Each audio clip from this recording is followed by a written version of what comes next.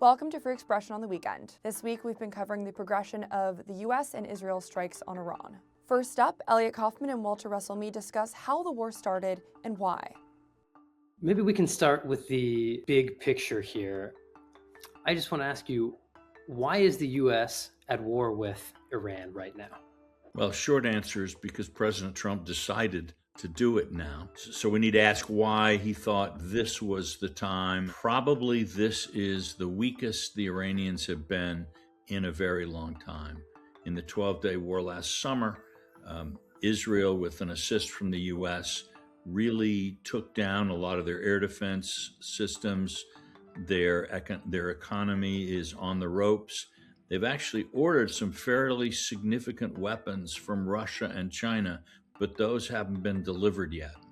So there might well have been a sense in the White House that Iran is only going to get stronger, and as it gets stronger, it's going to be even less amenable to the kind of negotiations we would like to see. If it was a strategic opportunity in that sense, does this play in to criticisms that this was really a war of choice, an unnecessary war? There were, other options. What do you think about that line of argument? I said, first of all, I've never been that comfortable with the war of choice, war of necessity argument, because almost all wars are wars of choice in the sense that you always have the choice. You can surrender. So that, I think, is just sort of fog that needs to be cleared out. But this is an offensive war in that Iran was not at that moment contemplating or carrying out major military action either against the U.S. or against Israel. So this is very much, in that sense, a war that you initiate rather than a war that you respond to. And that, I think, politically, it's a real double or nothing kind of thing for the president. If this thing ends badly, it's a quagmire or the repercussions are terrible, it sets off some kind of regional chaos and instability that maybe then affects oil markets and raises prices for the long term, et cetera, et cetera, et cetera.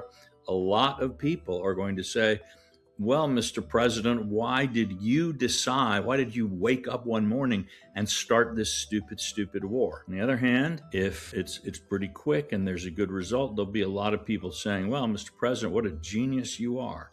So it's a real gamble. Kate Odell spoke with Bradley Bowman of the Foundation for Defense of Democracies about U.S. missile stockpiles and the possibility of cooperation between Iran, China, Russia, and North Korea. We're covering every aspect of the U.S. engagement in Iran this week, but there's really one element of it that I wanted to drill down and talk to you about. One of the arguments in the administration has been that we're going to run out of air defense interceptors. We don't have enough munitions for this. And we're really getting bogged down and distracted from our larger threats in Asia Pacific. So I'm wondering if you could walk me through, do you buy that argument and maybe explain how Iran is actually quite ensnared in our larger competition, for instance, with the Chinese Communist Party? The biggest picture is Iran's cooperation with other members of what we've been calling here at FDD the axis of aggressors. It's my view that the United States confronts the most dangerous geostrategic moment we've seen since 1945. One of the things that makes this environment so dangerous is that we're seeing unprecedented cooperation between China, Russia, Iran, and North Korea, basically across all major domains of power. Pretty much everywhere we look, the slicky boy move of the Chinese Communist Party is they're helping the other three, namely North Korea, Russia, and Iran, with dual use support. And the reason they're doing that is they want to help their axis of partners, our adversaries, our enemies. They want to hurt America and our partners, and they want to tangibly help their defense industrial bases and their means of their aggression, but they want to avoid the consequences. Americans hear the argument, okay, well, we are running short on these air defense interceptors. We've used them, a lot of them in Ukraine and in the Middle East. And first of all, should our shortages of those weapons constrain us from striking Iran? And then second, what's out there that we can do to increase production of these weapons in a relevant time frame that isn't years and years away? There's a nuanced picture here, and I'll try to answer your question. Let's start with THAAD. THAAD it's an acronym. It stands for Terminal High Altitude Area Defense System. It works with Patriot, and then it works with other systems as part of that tiered U.S. air missile defense structure. So they launched over 500 ballistic missiles during the 12-day war. According to open source, unclassified reporting, we launched about 150 THAAD interceptors during the 12-day war, 150. In a 12-day conflict with the Islamic Republic of Iran, the United States of America expended roughly a quarter of our THAAD interceptors. So we got problems in the United States. One of the problems is insufficient defense production capacity. One of the reasons for that, and one of the main continuing problems, is that the Pentagon consistently, across administrations of both parties, has failed to buy more. The good news, here's the good news, going to the good news, I'm trying to be an optimist, is that since then, the Pentagon, they've put out contracts worth billions of dollars to buy more of these interceptors. So those who would want to take these facts that I just laid out and say, well, we shouldn't be going after Iran. Well, here's a problem. This is not some tangential concern. We're talking about the world's worst state sponsor of terrorism, refusing to relinquish its interest in nuclear weapons, working at least indirectly toward the eventual deployment of an ICBM, continuing to support terrorist groups, continuing to try to exterminate the world's only majority Jewish state, and has the blood of hundreds and hundreds of Americans on their hands. This is not someone else's concern. This is America's concern. And if you want to weaken our adversaries and make more Americans safe, you cannot ignore when the world's worst state sponsor of terrorism is refusing to relinquish its interest in nuclear weapons. Yes, we're going to continue to expend air defense interceptors. Yes, we don't have enough. But no, I am not concerned of running out of them in this war with Iran. But I am concerned about how depleted it will be when we're done. That is why we as a country should be spending more on defense and sprinting to procure the maximum quantity the industry can produce right now, demanding that they tell us plans for double, tripling, quadrupling their production capacity, and fielding those forces as quickly as possible. And finally, again, Elliot Kaufman with FDD's Behnam Ben Taleblu about whether the threat from Iran was imminent. And maybe you can tell me more about Iran's missile program, which you know better than anyone. Both Secretary of State Marco Rubio, Pentagon Chief Pete Hegseth have mentioned and really cited Iran's missile program as a primary justification for America's attack. They've said that if Iran was allowed to continue expanding its missile production, it would essentially have immunity. It could do whatever it wanted, including building nuclear weapons. Is that a credible theory? Unfortunately, it's quite credible, and it's borne out in Iranian national security behavior and the sorts of investments that these guys have made in their missile program over many, many years. After the 12-day war, Iran tested not one, but two SLVs. SLVs are space or satellite launch vehicles.